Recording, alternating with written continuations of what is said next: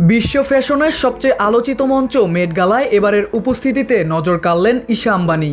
গৌরব গুপ্তার তৈরি বিশেষভাবে বোনা শাড়িতে তিনি যেন হয়ে উঠলেন এক জীবন্ত শিল্পকর্ম। পুরো সাজসজ্জার নকশা ও উপস্থাপনা করেছেন খ্যাতিমান স্টাইলিস্ট আদা জানিয়া। মেট গালা 2026-এ ঈশা আম্বানি ভারতীয় ফ্যাশন ও শিল্পকে বিশ্বমঞ্চে তুলে ধরেন। এই ফ্যাশন জগতের সবচেয়ে বড় আসরে তিনি ডিজাইনার গৌরব গুপ্তের তৈরি একটি বিশেষ শাড়ি পরে উপস্থিত হন, যেখানে ছিল পিচওয়াই অনুপ্রাণিত হাতে আঁকা মোটিফ এবং ভাস্কর্য সদৃশ কেপ।